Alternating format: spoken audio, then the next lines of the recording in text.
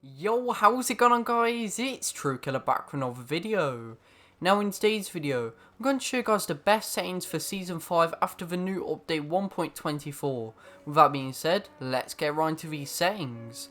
So guys, starting off with the controller settings. For the button layout presets and stick layout preset, I like to keep these at default. Now this is because I use two paddles for jumping and sliding.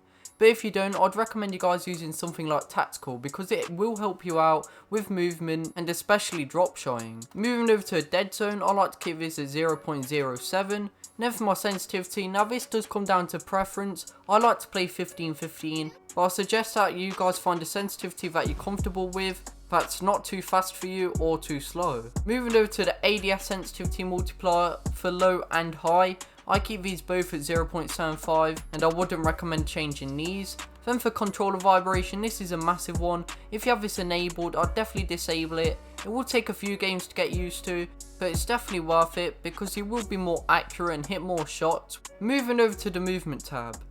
Now by default, slide behavior will be on hold, but what I definitely recommend you guys doing is putting this on tap. This will give you guys better movement when playing Modern Warfare because it will be easier to slide.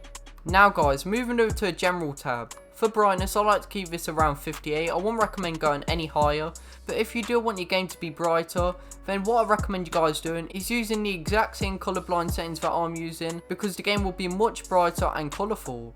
Moving over to the motion blurs. Now by default, these are enabled, but what I'd recommend you guys doing is disabling both of these.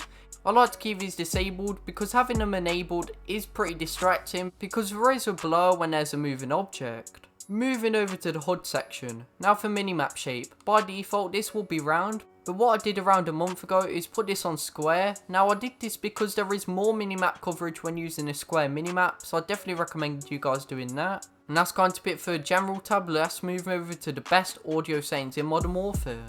So guys, for the best audio mix, what I like to use is Dynamic Home Theatre. This gives you guys the clearest audio. I definitely recommend you guys using this one. Then for master volume, I keep this around at 80. And then for everything else, I like to keep default.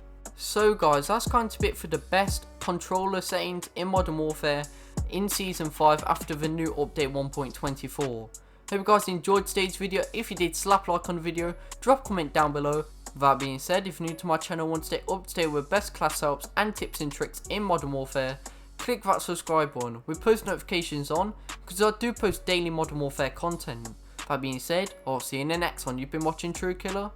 Peace.